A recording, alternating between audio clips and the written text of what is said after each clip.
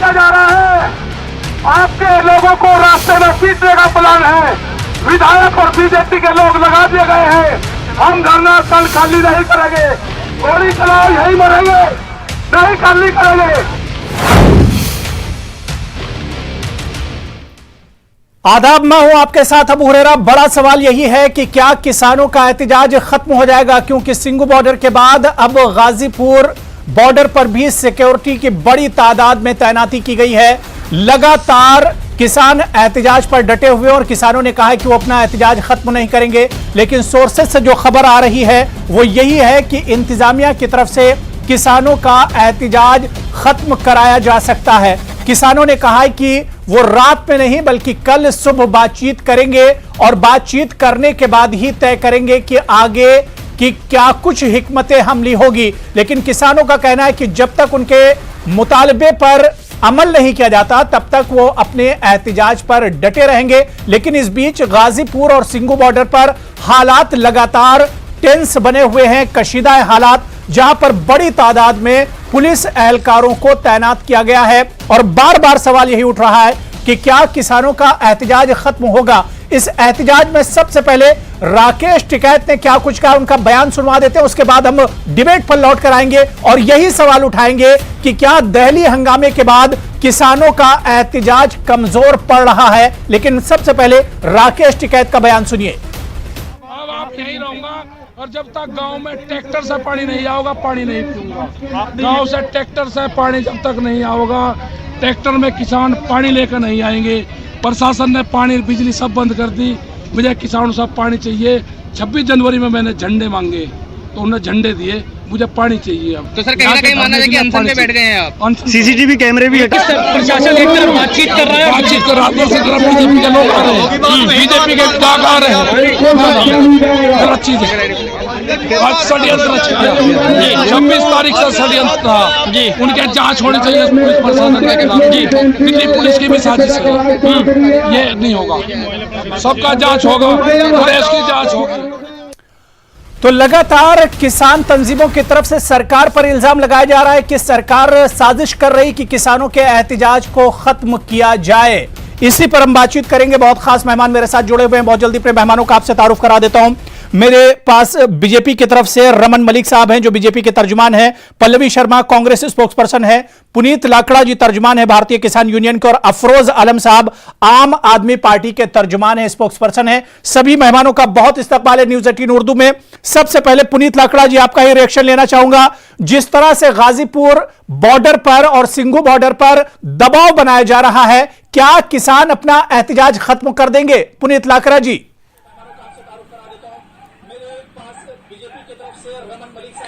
यानी आंदोलन जारी रहेगा। अपने अधिकारों के लिए लड़ना हमारा लोकतांत्रिक अधिकार है। हम अपने अधिकार का इस्तेमाल करेंगे। सरकार अपने जो भी हथकंडे अपनाना चाहती है अपनाए। धरना स्थलों पर आज तक इतने दिनों में एक पत्ता तक नहीं तोड़ा गया है। और जो 26 तारीख की जो घटना हुई है उसमें सरकार और पुलिस साजिशन इसमें शामिल हैं। और जिन लोगों ने ये हरकत की है वो वीडियो रिकॉर्डिंग है, कैमरे में उनको पहचाना गया है और अब तक उनकी गिरफ्तारी नहीं हुई है। उनका खुलासा होना चाहिए, कौन उनके आका हैं, कहां से हुआ है। और सरकार जिन धरना स्थलों पर अपनी कानूनी कार्रवाई करना चाहती है, दमन करना चाहती है किसानों का, उनके आंदोलन करने के अधिकार का दमन करना चाहती है, हम उसकी मुखालफत करते हैं, निंदा करते हैं और हम हर कार्रवाई के लिए तैयार हैं। आंदोलन जारी रहेगा और पहले से तेज किया जाएगा और देश भर में किया जाएगा। बिल्कुल रमन मलिक जी, बार बार किसानों की तरफ से इल्जाम लगाया जा रहा है कि दिल्ली में जो हंगामा हुआ या अब जिस तरह से किसानों के एहतजाज और प्रोटेस्ट को, किसानों के धरने को खत्म कराने की कोशिश हो रही है, इसके पीछे सिर्फ और सिर्फ सरकार की साजिश है। सच्चाई क्या है रमन मलिक जी? क्या सरकार ने 300 से ऊपर वर्दी पहने हुए देश के सिपाही पुलिस वालों को मारा पीटा, उनके ऊपर तलवार भाले परसे लठ रॉड चलाई, या पुलिस ने किसी को मारा जबरदस्ती? नहीं, पुलिस ने इनको आज्ञा दी कि आप अपना प्रदर्शन निकालना चाहते हैं, निकालिए। इनके लोगों ने जगह जगह जाके उपद्रव मचाया, तोड़फाड़ करी, आगजनी करी, देश का सम्मान धूमिल करा, देश के ध्वज का सम्मान धूमिल करा। इन्होंने लाल किले के प्राचीर के ऊपर एक धर्म निरपेक्ष देश के अंदर वहां पे धार्मिक झंडे फहराए। क्यों? ये क्या बात है? राकेश टिकैत बोलता है झंडे, गोला, लाठी, मतलब इस तरीके की भाषा अपनाते हैं। आपने शांतिपूर्ण प्रदर्शन करना है, आप करिए। आपको ये अधिकार कोई नहीं देता कि आप सड़कों को जाम करके बैठेंगे। आपको ऑल्टरनेटिव जगह दी, आप जबरदस्ती अपनी हठधर्मी दिखा रहे हैं। सरकार ने बोला आपने जो सुझाव देने हैं हम उसको करने को तैयार हैं। 1.5 साल के लिए, 2 साल के लिए अगर टालना है तो कानून को स्थगित भी कर देते हैं। इतनी नरमी सरकार ने इनके साथ दिखाई क्योंकि सरकार मानती है कि सबका साथ, सबका विकास और सबका विश्वास। लेकिन इन्होंने उस चीज का गलत उपयोग करते हुए अपनी गुंडाई दिखाई। क्या आज लोग जो इनका समर्थन में खड़े थे, क्या आज इनके विपक्ष में नहीं है? क्या ये बोलना गलत है कि इनका एक नेता रज्जोवाल जो कि पंजाब से आता है, वो हरियाणा के लोगों के ऊपर ऊट पटांग बकवास कर रहा है? और इनको पेट्रोनेज कौन देता है? कैप्टन अली जो वहां पंजाब में एक मुख्यमंत्री बना हुआ है, और मिलान वाला बाबा जो कैप्टन अली के पीछे बैठा हुआ है। कहां गए ये 40 के 40 चोर जो यहाँ पे नेता बने फिर रहे थे? क्यों नहीं कंट्रोल करा इन्होंने? ठीक है पल्लवी शर्मा जी, क्या आप भी यही मानती हैं जो बात यहां पर रमन मलिक जी कर रहे हैं कि किसानों का जो प्रोटेस्ट है, जो एहतिजाज है, वो उस पर एक तरह से निगेटिव इफेक्ट पड़ा है, निगेटिव असर पड़ा है? दिल्ली हंगामे के बाद किसानों का प्रोटेस्ट एक तरह से कमजोर हुआ है। देखिए, रमन मलिक जी जिस स्तर की बहस करते हैं उस स्तर की बहस मैं कर नहीं सकती, और मुझे लगता है नेशनल टीवी पे किसी को करनी भी नहीं चाहिए ऐसी बेतुकी बहस। मिलान बाबा, कैप्टन अली, मतलब जिन बातों का कोई मतलब नहीं। आज देश बहुत गंभीर स्थिति में है, देश के अन्नदाता एक ऐसी परिस्थिति में है जो हम सबको गंभीरता से बात करनी चाहिए। मुझे लगता है ऐसी बचकानी और बेहुदा बातें नेशनल टीवी पे इस मुद्दे पे इस समय में तो करनी नहीं चाहिए, पहली बात। दूसरी बात जो आपने मुझसे सवाल पूछा, देखिए देखिए मैं इनके बीच नहीं बोली थी, आप प्लीज डिबेट मॉनिटर कीजिए। देखिए बहुत सीधी सी बात है, एक बहुत सीधा सा सवाल है, बहुत सिंपल सा प्रश्न है जो हम सबको, देश के हर वासी को अपने आप से पूछना चाहिए। अन्नदाता इस देश के किसान, छोटे बच्चे लेके, हमारी बुजुर्ग माएं, पंजाब से आई हुई, हरियाणा से आई हुई, देश के कोने कोने से आई हुई, जो खेती करती हैं, सर्दी में ठिठुर रही थी, उनको दिल्ली में घुसने नहीं दिया 60 दिन तक। 170 किसान शहीद हो गए, लेकिन वो अन्नदाता अभी तक हिंसा पे नहीं उतरा, सब्र बनाए रखा, सरकार से बार बार बात करते रहे। हालांकि सारा देश देख रहा था, देश क्या पूरी दुनिया देख रही थी, इंटरनेशनल मीडिया ने भी कवर किया किस प्रकार सरकार किसान के साथ खेल रही थी। कोई कठोर बातचीत तो हो नहीं रही थी, उसके बावजूद भी वो किसान। लेकिन पल्लवी शर्मा जी, जो कुछ लाल किले पर हुआ वो भी पूरी दुनिया ने देखा है, ITO पर जो कुछ हुआ वो भी पूरी दुनिया ने देखा है, ट्वीट करा है। पूरी दुनिया ने देखा कि लाल किले पर किस तरह से क्या कुछ हुआ। राहुल गांधी के करीब, गांधी परिवार के करीब निकटतम व्यक्ति जो कि इस पूरे प्रोटेस्ट में भेजे गए थे, उनका फोटो बकायदा डिबेट करते हैं दूसरों के बीच। रमन जी मैं आपके पास आऊंगा। रमन जी आप जवाब दीजिएगा, मैं आपके पास आऊंगा। पल्लवी शर्मा जल्दी से बात पूरी कर लीजिए। पल्लवी शर्मा, मेरा सवाल सिर्फ इतना है कि आपने कहा कि किसानों का दर्द, जाहिर सी बात है कि किसानों का दर्द तो नहीं समझा गया, लेकिन जो कुछ दिल्ली में 26 जनवरी को लाल किले पर हुआ वो भी पूरी दुनिया ने देखा है।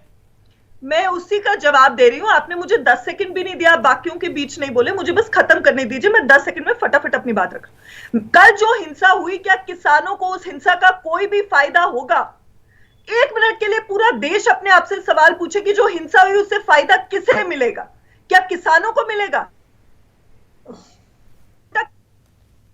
हो गया है, एक बुरी लाइट में आके खड़ा हो गए, फायदा किसको हुआ? फायदा किसको हुआ? रमन जी आ रहा हूं, रमन जी मैं आपके पास आ रहा हूं। गया है, फायदा तो सिर्फ और सिर्फ बीजेपी और सरकार को हुआ है उस हिंसा से जो कल हुई है। दीप सिद्धू कौन है? रमन मलिक जी बैठ के यहाँ इतने नाम ले रहे थे, दीप सिद्धू कौन है? मैं आपको दिखाती हूँ, उसकी फोटोग्राफ है। गृह मंत्री अमित शाह के साथ मिलते हैं, वो बैठकें करते हैं। गृह मंत्री तो छोड़िए, प्रधानमंत्री के साथ उनकी फोटो है। उन्होंने अपना वीडियो जारी किया और कहा कि मलिक मनमोहन सिंह के साथ है, तो क्या यासीन मलिक टेररिस्ट जो है वो मनमोहन सिंह की पार्टी का या मनमोहन सिंह यासीन मलिक की पार्टी का है? क्यों नहीं है? जिसने लाल किले पे एक झंडा लहराया और देश के तिरंगे का अपमान, उसका नाम है। ये पूछिए आप रमन मलिक, मैं दिखाता हूं, यहाँ आके नाम ले रहे हैं, इनसे पूछिए दीप सिद्धू कौन है? क्या वो बीजेपी के आदमी नहीं है? नहीं है जी। रमन मलिक जी, जो यहां पर सवाल पल्लवी शर्मा ने पूछा है कि इस हंगामे से सीधा सीधा फायदा बीजेपी और सरकार का हुआ है। सरकार मौके की तलाश में थी और किसानों ने दिल्ली में हंगामा करके सरकार को मौका दे दिया है। रमन मलिक जी, ये फोटो देखिए, क्या मैं अब ये बोलूं कि इस फोटो के मुताबिक ये दोनों व्यक्ति एक दूसरी की पार्टी के और विचारधारा के नहीं ना? तो मैं अब इनसे ये पूछना चाहता हूं कि ये बताए मेरे को कि क्या ये लॉजिक देकर बच जाएंगी? मैं आपको ये चीज बताता हूं कि दीप सिद्धू के लिए बाकायदा सनी देओल ने 6 दिसंबर को बयान जारी करा द हिंदू न्यूज़पेपर, जो कि अरे पल्लवी बहन अब सुनो, क्योंकि आपकी जो आईक्यू लेवल है और राहुल गांधी का आईक्यू लेवल एक जैसा है। वही बचकानी बहस। सबसे पहले बात सुनिए, जो दीप सिद्धू की बात आप कर रही हैं, दीप सिद्धू ने खुद ये बयान दिया द हिंदू न्यूज़पेपर में कि मैं गलती कर बैठा सनी देओल के साथ जाके। आपका कांग्रेस सेवा दल कहता है कि ये किसानों की आवाज है। अगर नहीं आपको पता तो कांग्रेस सेवा दल हिमाचल का ट्वीट है, वेरीफाइड है। चलिए ठीक है। देखिए दीप सिद्धू पर हम बहस नहीं करेंगे, ठीक है। रमन मलिक जी, हम टॉपिक के ऊपर लौट कर आते हैं कि क्या किसानों से आखिर गलती क्या हो गई? आखिर उनके प्रोटेस्ट को, एहतिजाज को अब दबाने की कोशिश क्यों की जा रही है? उन्हें सिंघू बॉर्डर से, चिल्ला बॉर्डर से और इसके अलावा गाजीपुर बॉर्डर से हटाया क्यों जा रहा है? लगातार उन पर दबाव क्यों बनाया जा रहा है? मैं अफरोज आलम साहब आपके पास आना चाहूंगा। अफरोज आलम साहब, जो सवाल मैंने रमन मलिक से किया था वही सवाल आपसे भी है कि क्या वाकई में 26 जनवरी को जो गलती किसानों से हुई है, जो हंगामा दिल्ली में हुआ है, उससे सरकार को मौका मिल गया और सरकार इसी वजह से इस पूरे मामले को तूल दे रही थी?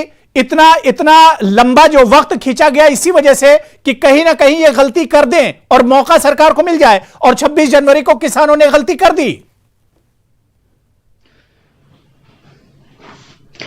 देखिए, लगभग तकरीबन 2 महीने से ज्यादा का वक्फा बीत चुका है, किसान धरने पे बैठा हुआ है और सरकार ने सोचा था शुरुआत में कि ये धीरे धीरे 10-15 दिन इतनी ठंड में ज्यादा से ज्यादा ये 10-15 दिन से ज्यादा नहीं बैठ पाएंगे, चले जाएंगे, लेकिन तादाद बढ़ती जा रही थी, लगातार बढ़ती जा रही थी। इन्होंने कोर्ट को संज्ञान में लिया कि इस 26 जनवरी की परेड में जो ट्रैक्टर परेड निकाल रहे थे, इसको रोकने के लिए आप कुछ करिए।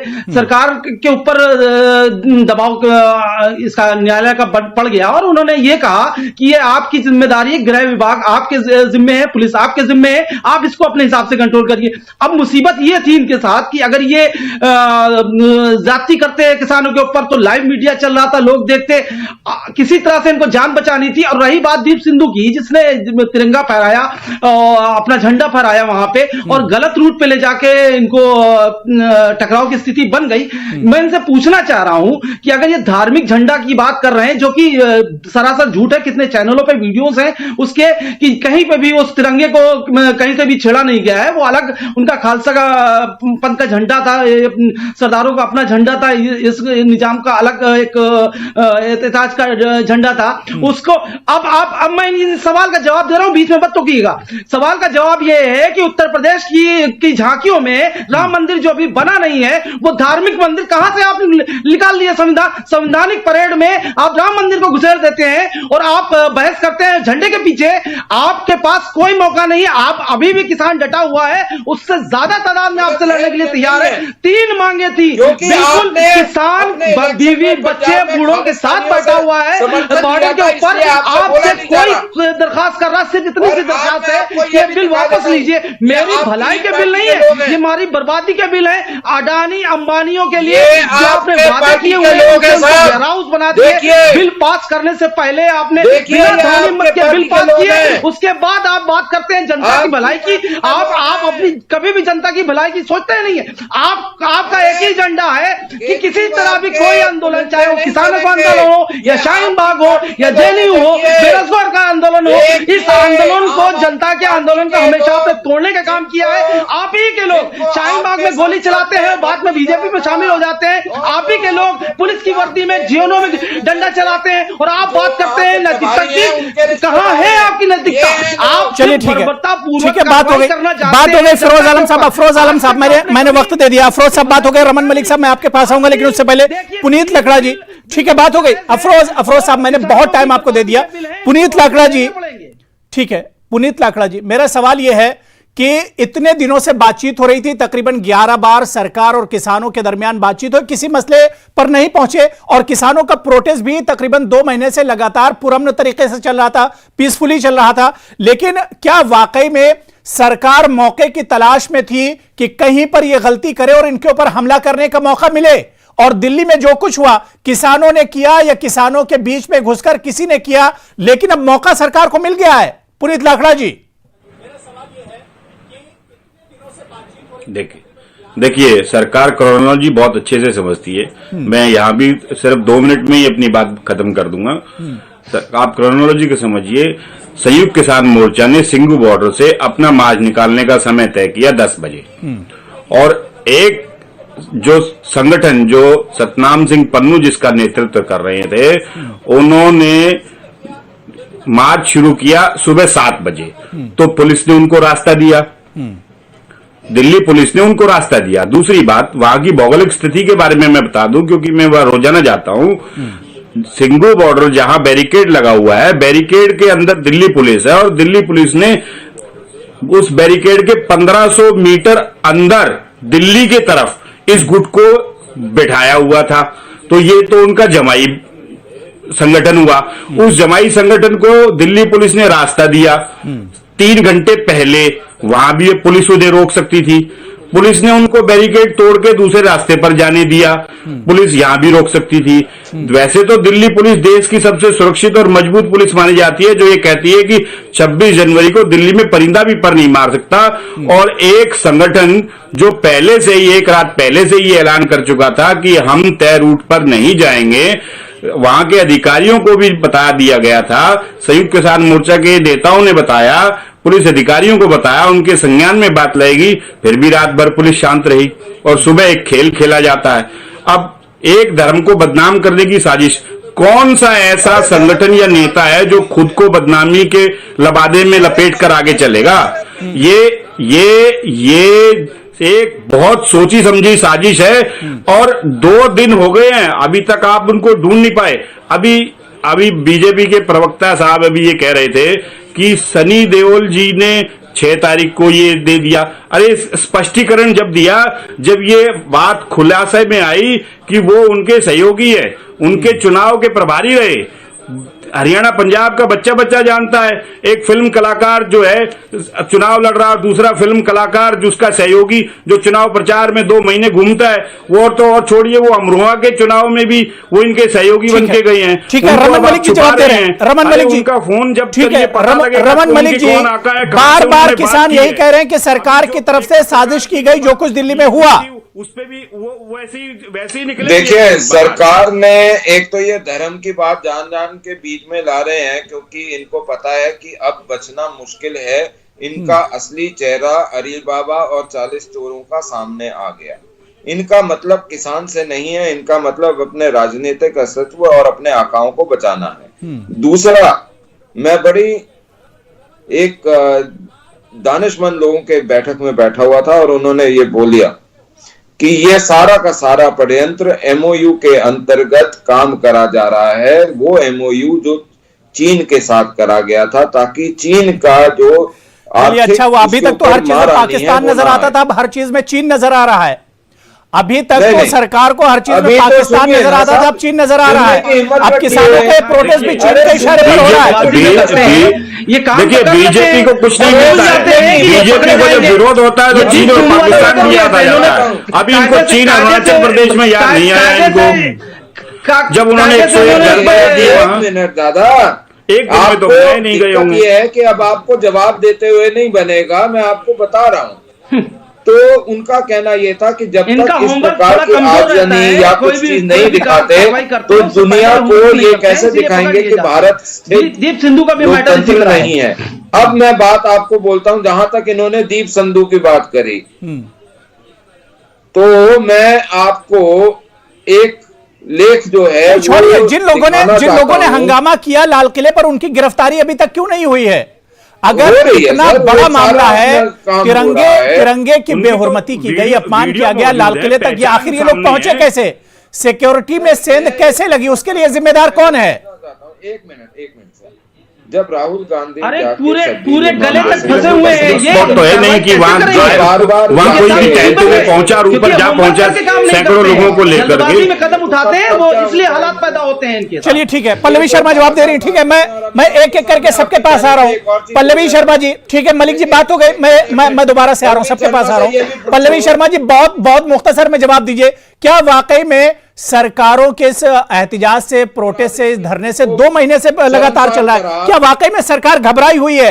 सरकार को डर है इस प्रोटेस्ट से? बिल्कुल, आप देखिए जितने भी लोगों के मूवमेंट हुए हैं, पीपल मूवमेंट, चाहे वो सीए एनआरसी के खिलाफ हो, चाहे वो फार्मर्स प्रोटेस्ट हो, किस तरह इस सरकार ने हर मूवमेंट को बहुत समझदारी से और बहुत शातिरता से नष्ट किया है पूरी तरह पीपल्स मूवमेंट को। लेकिन ये देश आज भी लोकतंत्र है। आप देखिए रमन मलिक जी क्या बोल रहे हैं, राहुल गांधी जी अब ये चीन पे पहुंच गए, इनको चीन का नाम लेने दीजिए, क्योंकि प्रधानमंत्री जी तो अभी तक उतनी हिम्मत नहीं जुटा पाए कि चीन के बारे में कुछ बोल सके। चीन भारत की टेरिटरी भी ले रहा है, भारत की सीमाओं पे कब्जा कर रहा है, प्रधानमंत्री की हिम्मत नहीं होती चीन का नाम भी ले, तो कम से कम भाजपा के प्रवक्ताओं को चीन बोलने दीजिए। अबू जी देखिए, एक महत्वपूर्ण बात आप देखिए, देश के गृह मंत्री कौन है? अमित शाह जी। दिल्ली पुलिस किसके तहत काम करती है? गृह मंत्रालय के तहत। अमित शाह जी क्योंकि चाइना से उठ के सारा इतना बड़ा मैन्युफैक्चरिंग failure हो इंडिया गया की है, तरफ आ रहा इतना था। बड़ा अगर इस security प्रकार का lapse काम हुआ होता है तो किसको लाभ होता है?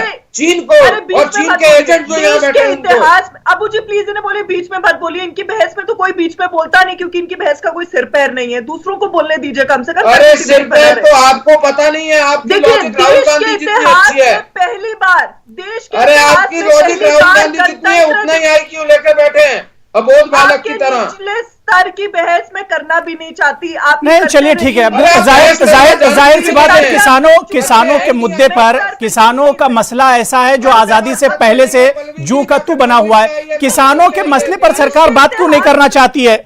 सरकार किसानों की जो परेशानी है, सरकारों को आखिर भरोसे, किसानों को भरोसे में सरकार क्यों नहीं लेना चाह रही है?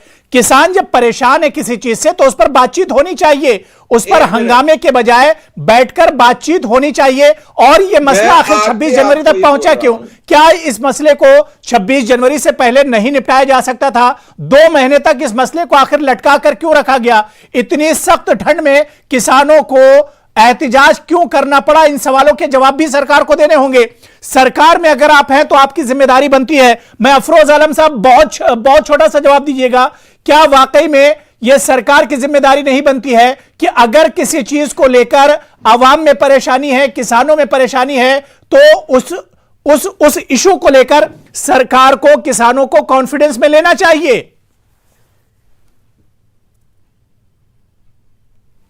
देखिए, मैं बिल्कुल साफ तौर से एक बात कहने जा रहा हूं आपसे कि ये जो इन्होंने अडानी अंबानी से पहले से वादे किए हुए हैं, वेयर हाउस उनके बन गए थे, उसके बाद ये बिल को ध्वनिमत से पारित किया गया, जिसमें बिल्कुल नाजायज तरीके से राज्यसभा में जिसको लेके गए, ये अब ये गले तक फंस चुके हैं। ये करें तो क्या करें? सबसे बड़ी मुसीबत यही है बिरयानी पार्टी के साथ कि ये काम तो कर लेते हैं, लेकिन उसको पहले से लेके सोचते कुछ नहीं है। अब ये फंस चुके हैं। बधाई देता हूं पॉइंट आपने उठाया, सबसे पहले किए हुए हैं उस बिल को वापस लेने का मतलब ये है कि उनको जवाब कैसे देंगे? ये हमेशा से होता आया है। अब कोई भी की देख लीजिए, अब जेडी हो या शाहीन बाग हो, बात हो गई। किसानों का मसला जब भी आता है तो उस पर सियासत आ जाती है, और सियासत के चलते आजादी से पहले से और आजादी के बाद अब तक किसानों का मसला हल नहीं हुआ है। और जब तक किसानों के मसले पर सियासत होती रहेगी तब तक यह मसला हल नहीं होगा। सरकार को भी चाहिए कि सियासत से हटकर किसानों के जो मसाइल हैं उन्हें समझना चाहिए, किसानों को कहां पर डर है, किसानों को कहां पर खौफ है और किसान परेशान क्यों हैं। किसान अपना घर छोड़कर आखिर 2 महीने से लगातार प्रोटेस्ट और एहतजाज क्यों कर रहे हैं। 26 जनवरी की नौबत क्यों आई हंगामे की। सरकार को इस पर सोचना चाहिए और मसले का कुछ हल चीज से ही मसले का हल निकलेगा तो बातचीत की एक बार फिर से शुरुआत होनी चाहिए ताकि किसानों का मसला हल हो सके। बहुत बहुत शुक्रिया तमाम मेहमानों का डिबेट में जुड़ने के लिए। आदाब।